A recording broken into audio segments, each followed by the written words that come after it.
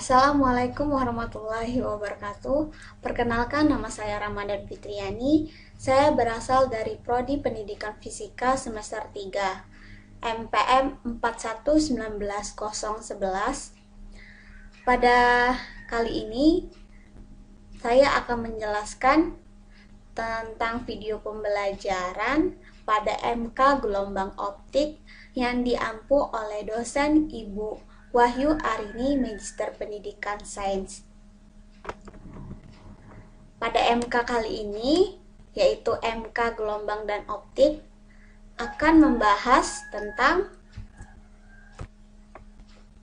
yaitu sifat dan pemantulan cahaya. Perkembangan teori tentang cahaya.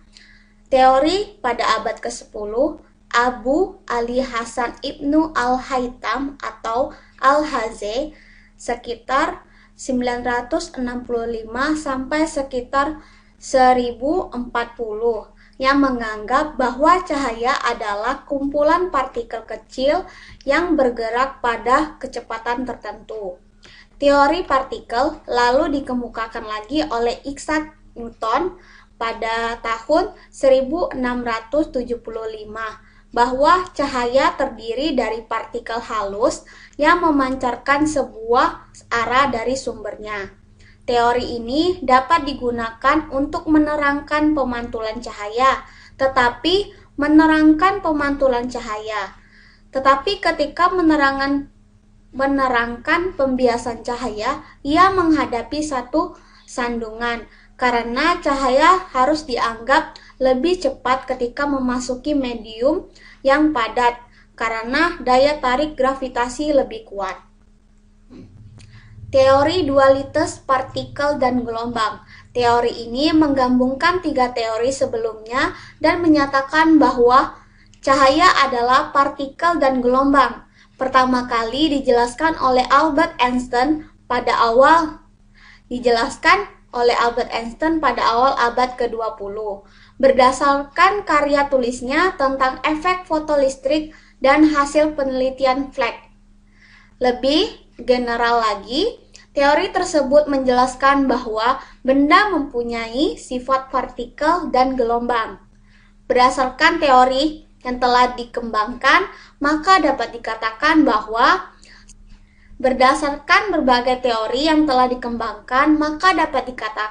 satu, pada saat kita melakukan kajian tentang perambatan cahaya, maka cahaya diperlukan sebagai gelombang. 2. Pemahaman tentang pemancaran dan penyerapan paling baik jika dikaji dengan menggunakan model cahaya sebagai partikel. Baiklah, di sini saya akan membahas macam-macam sifat gelombang. Cahaya merupakan energi yang berbentuk gelombang elektromagnetik. Energi tersebut merupakan energi kasat mata yang memiliki panjang gelombang sekitar 380 sampai 750 ml. Gelombang elektromagnetik tidak memerlukan medium dalam perambatannya, jadi cahaya juga tidak memerlukan medium untuk merambatnya. Benda dikatakan sebagai sumber cahaya ketika benda-benda tersebut mampu memancarkan gelombang cahaya. Contohnya ialah matahari, api lampu, dan lain-lain. Selain benda yang memancarkan cahaya, ada juga benda gelap. Benda gelap merupakan benda yang tidak berpijar atau tidak memancarkan gelombang cahaya.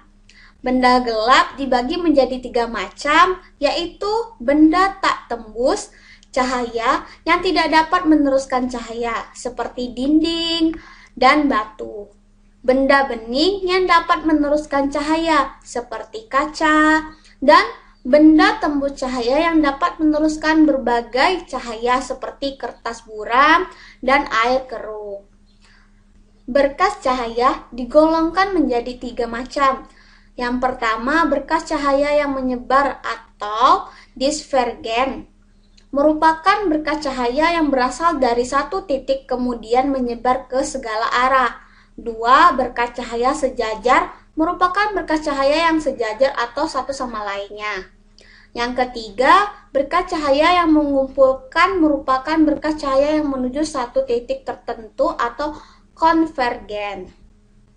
Selanjutnya yaitu sifat-sifat cahaya.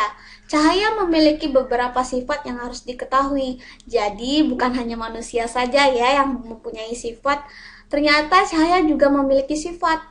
Yang satu, cahaya dapat merambat lurus. Dua, cahaya dapat dipantulkan. Tiga, cahaya dapat menembus benda bening. Empat, cahaya dapat dibiaskan. Dan terakhir, lima, cahaya dapat diuraikan. Sifat cahaya pertama kali ialah melambat lurus. Hal ini memberikan keuntungan pada manusia sehingga manusia memanfaatkan sifat cahaya dalam kehidupan sehari-hari. Contohnya bagaimana sih? Yaitu contohnya lampu senter dan lampu sorot kendaraan bermotor. Sifat cahaya yang kedua ialah cahaya dapat dipantulkan. Ketika benda terkena cahaya, cahaya akan mengenai benda yang dipantulkan. Jenis pemantulan terbagi menjadi dua, yaitu pemantulan baur atau pemantulan difus dan pemantulan teratur. Bisa dilihat pada gambar di bawah ini. Itu merupakan dua jenis pemantulan cahaya. Ketika cahaya mengenai permukaan rata, licin, dan mengkilat, hasil pemantulannya akan teratur. Sedangkan ketika cahaya mengenai permukaan yang tidak rata, kasar, dan bergelombang, hasil pemantulan akan baur atau difus. Pemantulan cahaya dapat memberikan manfaat bagi manusia. Contohnya ialah manusia dapat melihat pemantulan bayangan yang ada di cermin. Seperti kita sering bercermin, itu adalah bentuk pemantulan bayangan kita. Kaca yang bening dapat ditembus oleh cahaya. Ketika cahaya bening tersebut dihalangi oleh benda lain yang tidak bening, cahaya tidak dapat menembusnya. Seperti contoh pada di bawah ini, itu merupakan sebuah gelas yang diisi oleh air, lalu kita senterkan, maka cahaya itu akan menembus di belakang gelas tersebut. Jadi dia akan menghasilkan cahaya. Jadi cahaya tersebut tidak terhalangi. Cahaya akan dibelokkan jika merambat melalui dua zat yang kerapatannya berbeda. Contohnya seperti udara dengan air. Peristiwa pembelokan cahaya setelah melalui suatu medium rambat disebut dengan pembiasan cahaya. Bisa dilihat pada gambar di bawah ini. Penguraian cahaya putih menjadi berbagai cahaya berwarna disebut penguraian cahaya atau dispersi. Cahaya matahari sebenarnya tersusun atas berbagai cahaya berwarna. Namun mata kita melihat cahaya matahari berwarna putih. Contohnya ialah disferensi pada pelangi. Selanjutnya, pengertian pemantulan cahaya dan macam-macamnya. Pemantulan cahaya adalah proses perubahan rambat cahaya ke sisi medium asalnya setelah menumpuk antar muka medium. Secara sederhana, pemantulan cahaya adalah proses terpancarnya kembali cahaya dari permukaan benda yang terkena cahaya, ditinjau dari segi arah sinar pantulan atau bentuk permukaan benda yang memantulkan cahaya terbagi menjadi dua jenis pemantulan, yaitu pemantulan teratur. Apabila benda seperti cermin datar,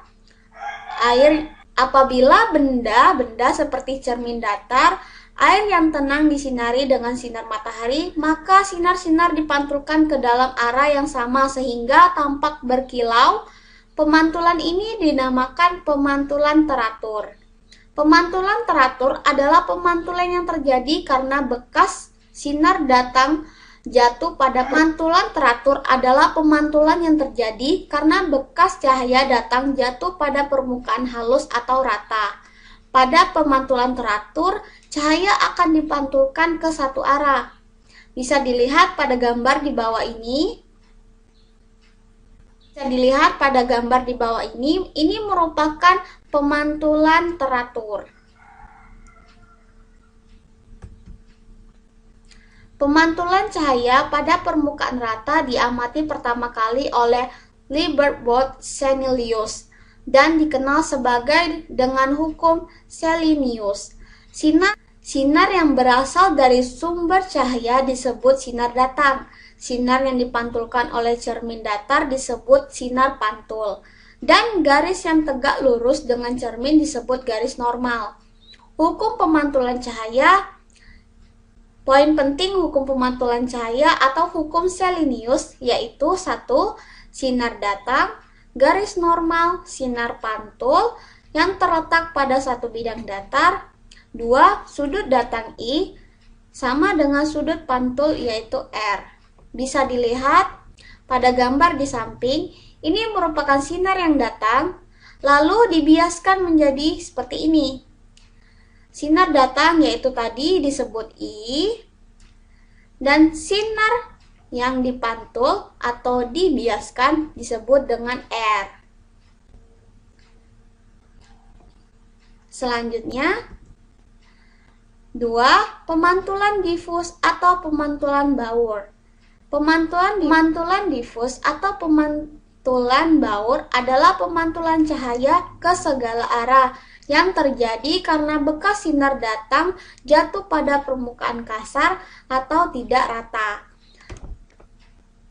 Bisa dilihat pada gambar tadi, ada yang permukaannya teratur yaitu bidangnya datar, jadi sinar yang dipantulkan akan teratur.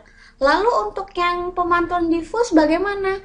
Itu tadi bisa dilihat pada slide yang sebelumnya, ada bidang yang datar, maka cahaya yang dipantulkan yaitu berupa tidak teratur atau ke berbagai segala arah.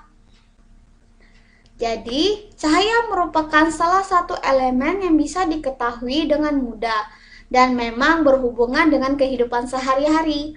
Cahaya terbesar berasal dari bintang terbesar alam semesta ini, yaitu yang seperti kita lihat pagi hari ini, yaitu matahari. Namun dalam bidang ilmu fisika, maka cahaya bisa menjadi suatu materi khusus dan ada rumusnya loh. Baiklah, pada bagian ini kita akan membahas rumus-rumus dari pemantulan cahaya. Hubungannya bisa dijelaskan dalam rumus 1 dibagi jarak fokus ke cermin sama dengan 1 dibagi jarak benda ke cermin sama dengan 1 dibagi jarak bayangan ke cermin.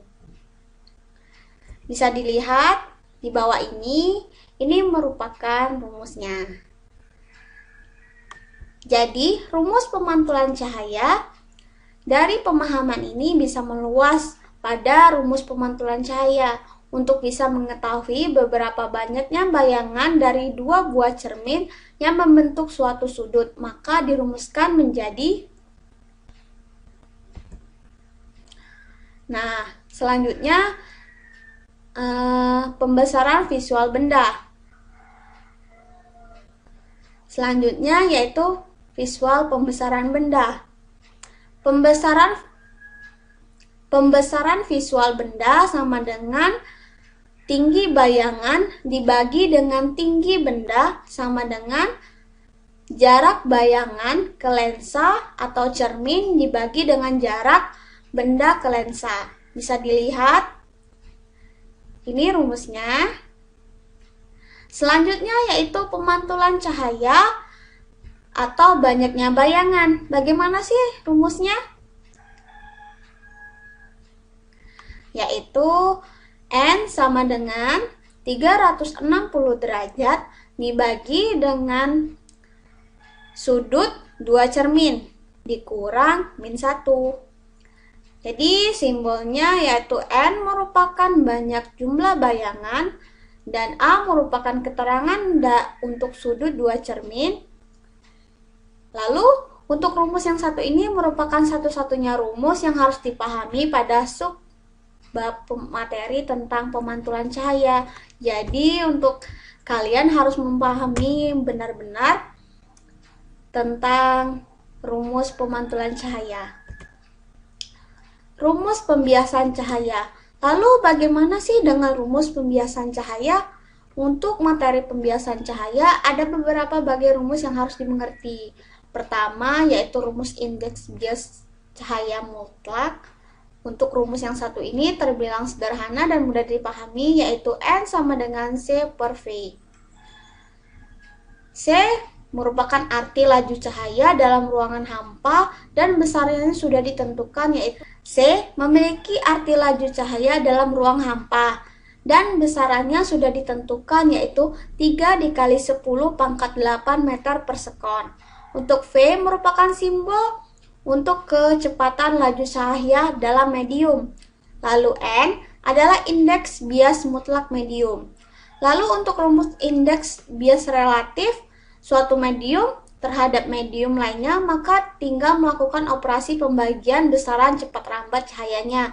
Misalnya ditanyakan indeks bias cahaya relatif pada kaca dibandingkan dengan intens, maka jawabannya adalah besaran cepat rambat cahaya pada kaca dibagi dengan cepat rambat cahaya pada intan. Hal ini juga berlaku untuk pencarian indeks bias relatif median lainnya, karena memang hanya tinggal melakukan operasi pembagian dari besaran cepat rambat cahayanya. Jadi begitu ya. Jadi rumusnya itu tinggal kita dirubah atau menjadi pembagian lagi.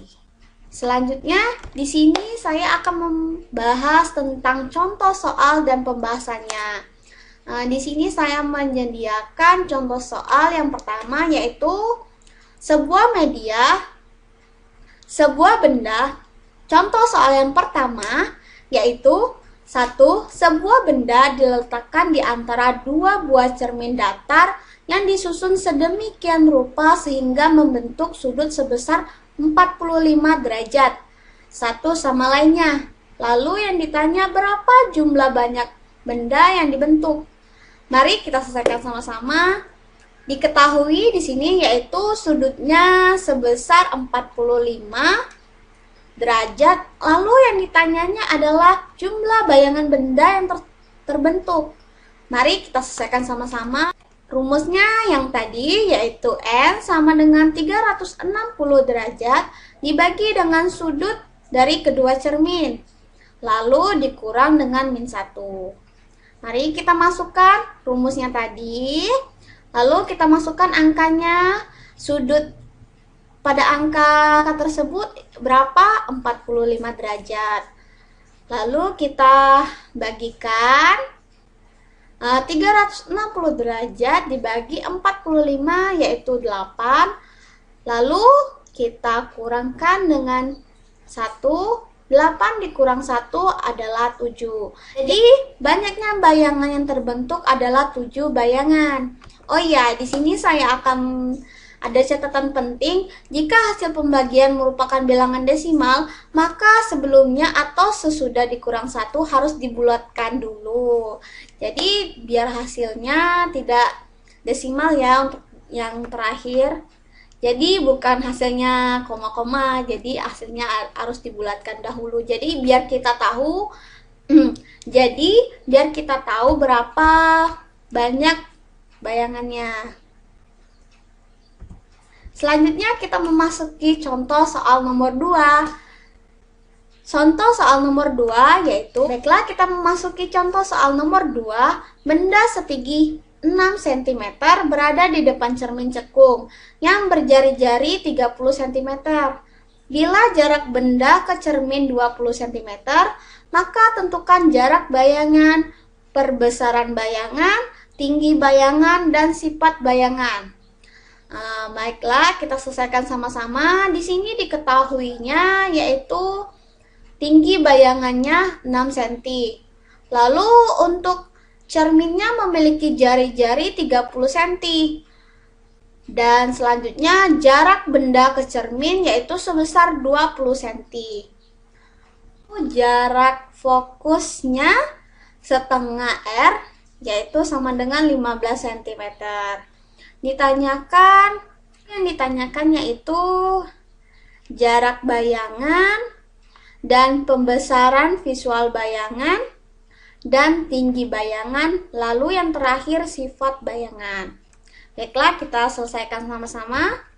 Baiklah, di sini kita mencari jarak bayangannya terlebih dahulu ya. Kita masukkan rumusnya, yaitu 1 per titik fokus sama dengan 1 per jarak benda ditambah 1 per jarak bayangan ke lensa.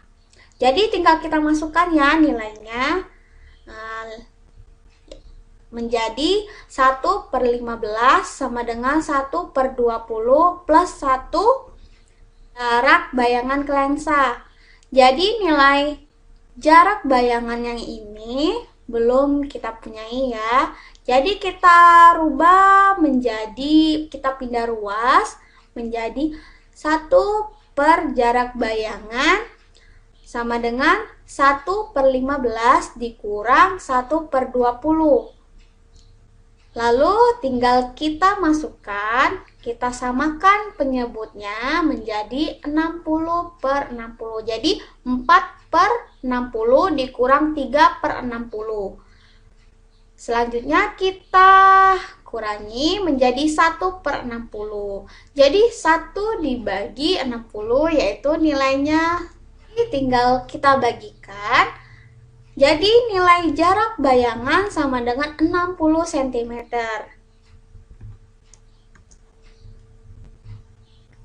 Jarak bayangan benda di depan cermin berjarak 60 cm.